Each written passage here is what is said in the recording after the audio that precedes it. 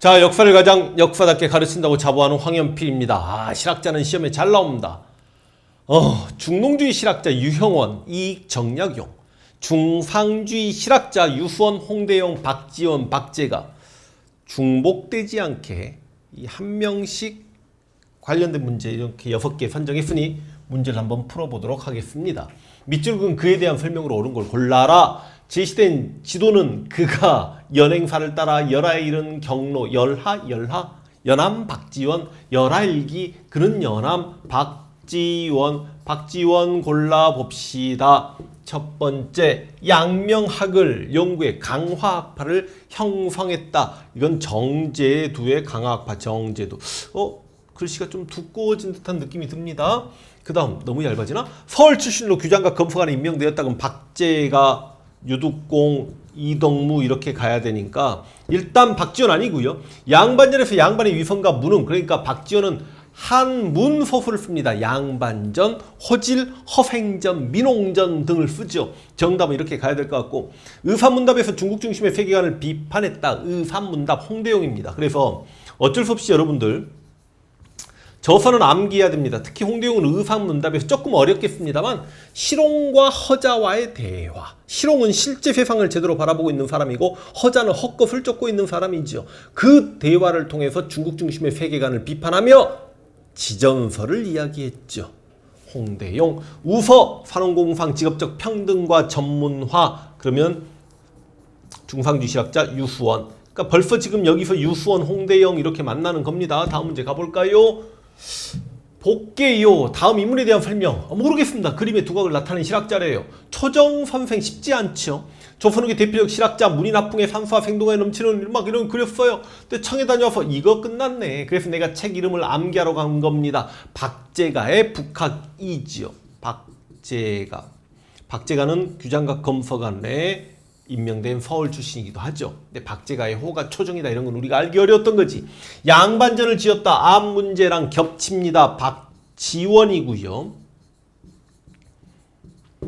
북한산 신라 진우한 순수비를 처음으로 고증하였다. 이거는 김정희가 금석과안록을 통해 그 책에서 야 북한산에 있는 비석은 진우왕이 한강 하류를 차지하고 직접 가서 만든 순수비야라고 고증을 해냅니다. 서울 출신으로 규장과 검수관 정답 딱 떨어져 버리죠. 과구록 그렇습니다. 여러분 성호 이익의 책은 2개를 암기하십시오. 성호 사설과 과구록. 이익이 콩을 까먹으면서 나라의 여러가지 현실에 대해서 고민합니다. 우서 또 나오죠. 유수원, 산업공상의 직업적 평등과 전문화. 벌써 실학자 7명 중에 1명, 2명, 3명, 4명이 언급됐습니다. 굳이 8번째 실학자로 넣는다면 추사 김정희 19세기입니다. 기억하시고, 나머지 실학자들은 초기 실학자 유형원만 17세기고 이익, 정약용, 홍대용, 유수원, 박지원, 박재가 다 18세기 인물.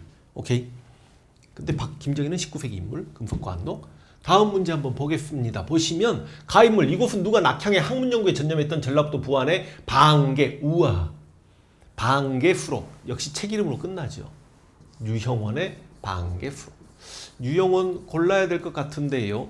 정조 때 규장과 검서관이면 여러분 박재가, 이덕무, 유득공 이렇게 가야 되니까 정답이 아니고, 동국지리지는 이건 좀 어렵습니다. 이런 식으로 그러니까 편찬문이 나오긴 하죠. 원래 수험학살 공부할 때 공무원 시험에 한 100개의 동국지리지 진짜 중요한데 실제로 사만의 위치보다도 동국지리지는 고구려의 강역을 재조명해낸 책으로도 유명합니다.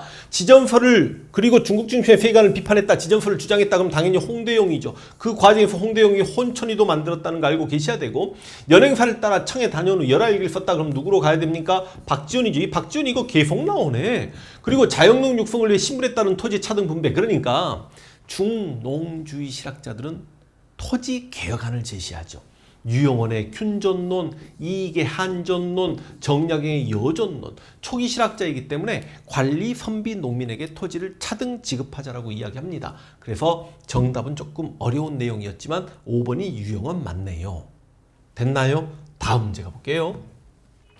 가서적. 유수원 나왔습니다. 유수원은 우서를 편찬했죠. 그러면 상급지능에 힘써야 합니다. 양반들도 농업과 상업에 종사할 수 있도록 해야 된다. 그래서 산업공상의 직업적 평등과 전문화를 주장했던 유수원에 대한 설명입니다. 그럼 무조건 18세기예요. 이 서적이 편찬된 시기 경제 상황, 우와 조선 후기 경제살 이런 식으로 물어봅니다. 무조건 조선 후기에는 개시와 후시라는 단어가 나온다라고 했습니까? 안 했습니까? 옳지 않은 거예요. 조선 후기 맞죠? 담배, 면화 같은 상품 작물 무조건 조선 후기죠. 내가 말씀드린 것 같은데 고려라고 조선 전기라고 상품 작물이 존재하지 않았겠습니까? 사고 팔면 상품 작물이지. 그러나 상품 작물이 본격적으로 재배된 건 무조건 조선 후기로 가시라.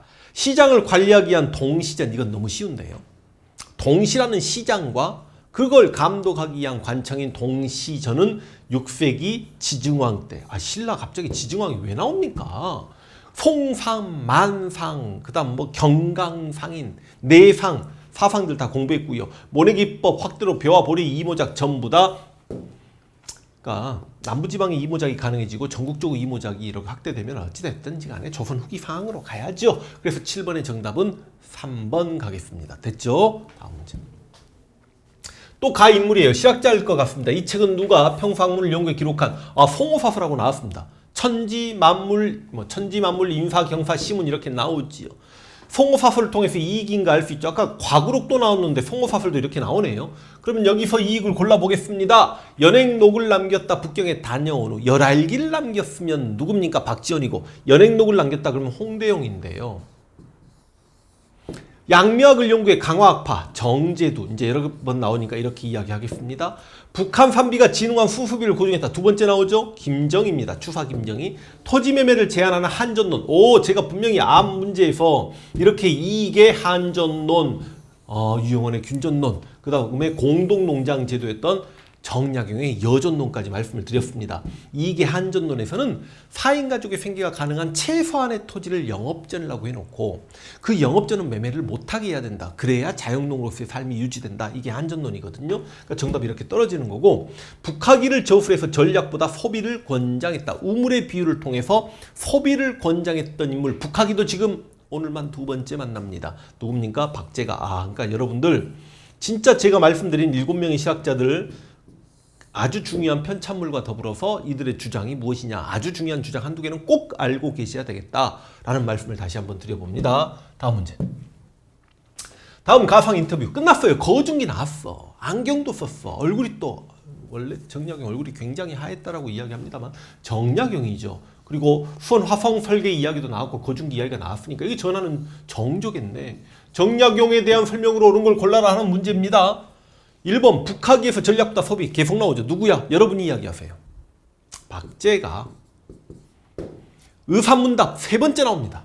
실온과 허자에 대화, 지전설, 중국 중심의 세계관 비판, 홍대용.